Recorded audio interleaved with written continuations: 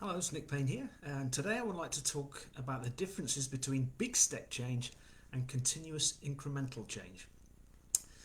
Now, the term most often used with continuous incremental change is Kaizen, and it really should involve everyone in the organisation from top level management all the way through to the new person who's just joined. Um, and what it involves is low risk um, waste reduction or non value added reduction, um, removal of things that waste time, or improve safety or improve quality, and ideally all three. Now, Toyota actually swear by this, but in all honesty, they've been on this sort of path from about 1950. Now, what that means is it's not easy to expect everyone to know what to do when it comes to Kaizen. Um, because Toyota have been doing that a lot, people generally do it, and it's part of the management culture. And even before 1950, when Toyota used to make looms, woolen looms, they had a mindset of incremental improvement to those machines to the point they were the best in the world. And one of them even got stolen, taken to England, and they were going to reverse engineer it. The then owner of Toyota didn't really care because he said they wouldn't know how they got it to be that good. Um,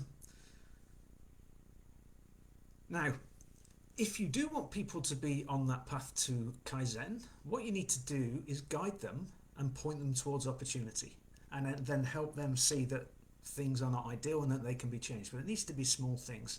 They need to get used to doing small things. Now, I did work with a guy who actually used to work for Toyota. One of his jobs whilst he was working for them was to go into their supplier organisations and help them out, because Toyota would generally insist on a 10% cost reduction year on year. That's how they keep the cost of the cars relatively low. And that's what he would do. So at the time I was working there, he was no longer with Toyota, so we were looking at a place, and he was spotting where they're wasting maybe a second or two in their process. He went, "Oh, they're doing that as a waste." I said, "That's all well and good, but you're missing the bigger opportunity they've got because the way they were doing multiple parallel processing." Now, he he said, "Oh, I just want to remove waste," which I kind of saw, but because he was entrenched into that Toyota way of thinking, the assumption is all of the big stuff has been done, so all that's left is the small incremental change that over time adds up to big stuff over a year. Um, but that's how he saw it. Now, the other method of improving is, in Japanese terms, is kaikaku, and that's where you have a big step change, and it could be through either a whole new process redesign or management system or a new piece of machinery or equipment or something like that. And generally you're looking at getting virtually overnight an improvement of 20% or more. um, Now, what can happen in the organisation that just does that is that huge gain that you've got can be eroded over time.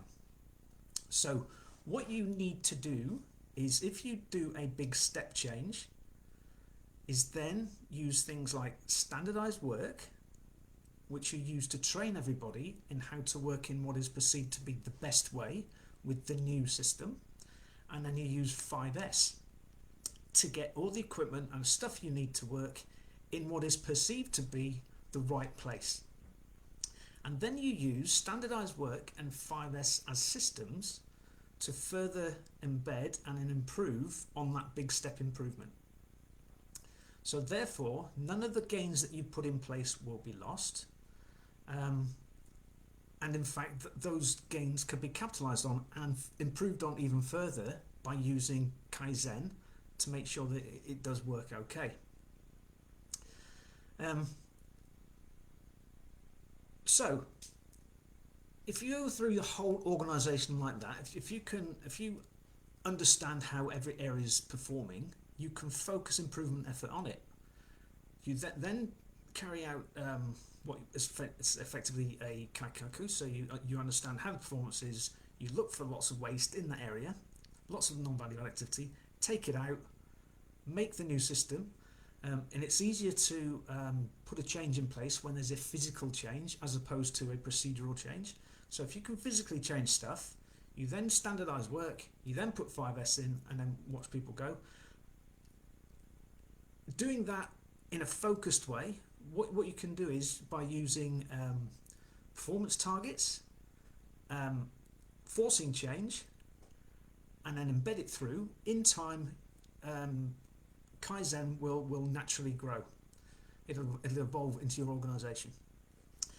Then, after probably a few years, you'll no longer have any of the big stuff, and then you might start to get a bit despondent, saying, "My God, we can't get the 20 to 30% improvements." Well, that doesn't matter. That means you've done the easy things, you've done the big things. So what you've then got to do is make sure everyone goes on that path of trying to improve something on a day-to-day basis. So that's my take on Kaizen versus kaikaku, or in English terms, in continuous improvement versus big step change. Let me know what you think. Let me know your experiences of it, if that sort of makes any sense to you, or triggers any emotional response that you've had before in the past with stuff. Feel free to mention in the comments. Thanks for watching, and I'll see you next time.